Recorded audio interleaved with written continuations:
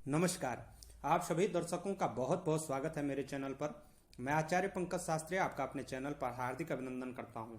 उपस्थित हूं ज्योतिष सम्मत बहुत ही महत्वपूर्ण जानकारी को लेकर के, और जो हमारे मुहूर्तों का विश्लेषण चल रहा था उसमें हमने कर्णवेद संस्कार सन 2021 का मुहूर्त आपको नहीं बताया था। तो आइए जानते हैं सन 2021 में कर्णवेद संस्कार के शुभ मुहूर्त कौन से हैं। कर्णवेद संस्कार हमारे सनातन धर्म में 16 संस्कारों के मध्य यह संस्कार 7वां संस्कार होता है। इस संस्कार में को लगभग 6 माह से लेकर 16वें माह तक हो जाता है। कुल परंपराओं के अनुसार होता है। चूंकि हमारा भारतवर्ष बहुत बड़ा विशाल देश है तो अपने अपने क्षेत्रीय रीति रिवाजों के अनुसार यह होता है।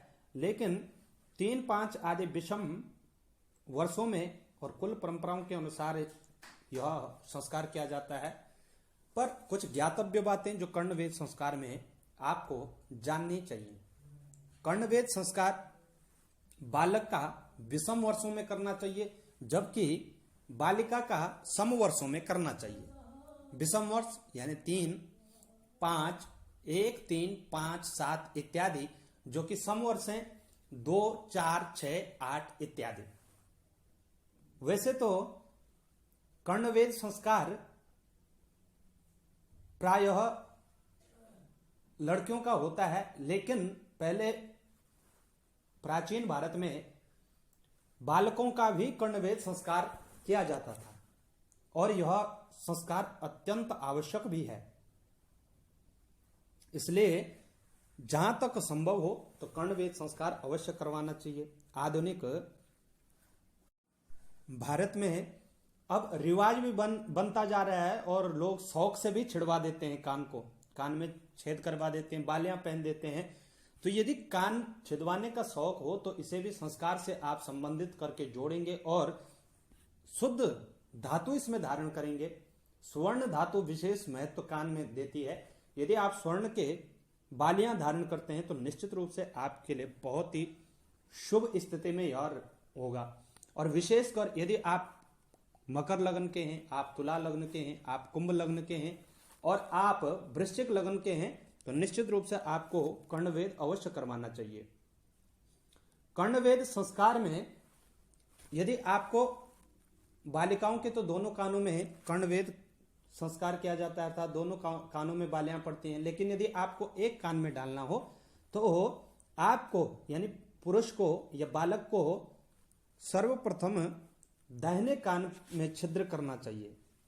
कर्णवेद संस्कार कि यदि आप आधुनिकता देखें, वैसे तो बालिकाओं और बालकों के लिए आभूषण धारण हेतु रोगों से बचाव तो होता ही है, यह संस्कार कहता है। लेकिन यदि आधुनिकता से जोड़ें, विज्ञान से जोड़ेंगे, तो एक्यूपंक्चर पद्धति के अनुरूप एक सशक्त माध्यम भी है। हमारे शास्त्रों में कर्णवेद रहित पुरुष को श्राद्ध का अधिकारी नहीं माना गया है, जिससे हृदय गति का रक्त जो है वह निश्चित रूप से सही चलता है। वेदों में कहा गया है, भद्रं कर्णैर्भिः शृणुयाम देवा भद्रं पश्येमाक्षवर्जा जत्राः स्थिरे रंगे स्तुष्टवा गुंसस्तनो विभ्रसे मयि देवहितं जदायुः। कान में यदि आप छिद्र करते हैं और उसमें आभूषण धारण करते हैं तो भद्रम आपका कल्याणकारी यह संस्कार हो सकता है। तो आइए जानते हैं सन 2021 में कौन कौन से वे शुभ मुहूर्त हैं जिनमें हम कर्णवेद संस्कार कर सकते हैं।